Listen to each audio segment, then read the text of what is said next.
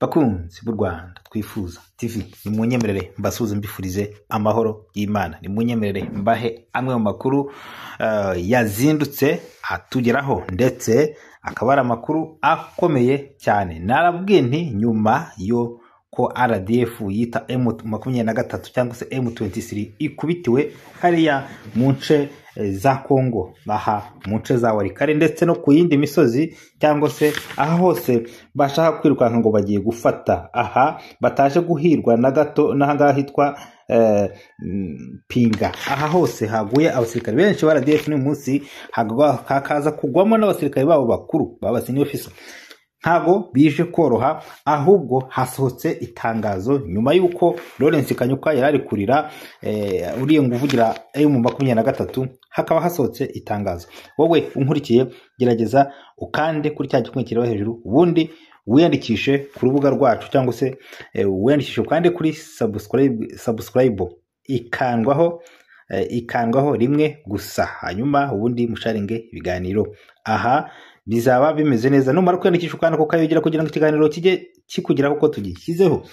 Reka rero mbahe aya makuru mu buryo bw'incamake.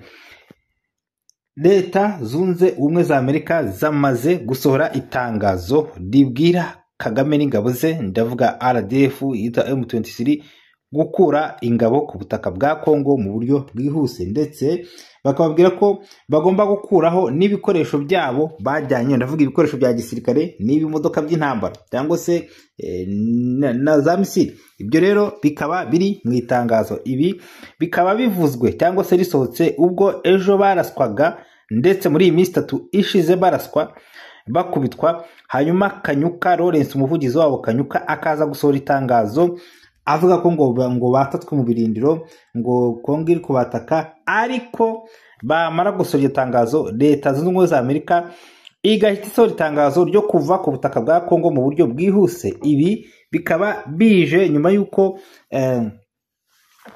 Donald Trump amaze gutsinda amatora ya Perezida wa Repubulika. Ibi rero bakaba bari mu minsi yabo ya nyuma yo kurwana inkundura ngo bagere ahantu henshi bafata, ariko ibitero byose bagerageje kugaba kuri Wazalendo no kuri FRDC ntago byabahiriye, ahubwo bibatesheje agaciro, bamburwa uduce twinshi. Bati none se ko inzira yacu mu kibaya isubira u Rwanda bati yafunzwe irimo izindi ngabo bimeze biti?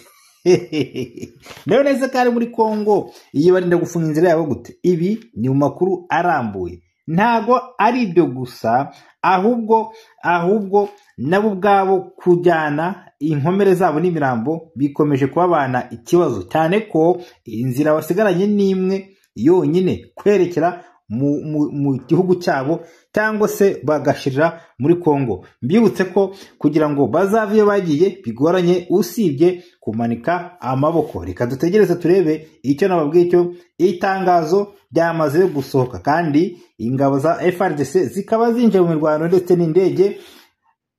RDF ikaba ikomeje guhatwa umuriro. Aho ntago ari cya gikoba cyaba cyari kurura amakara. Icyo mbabwiye cyo nuko akari inyuma kari guhinda.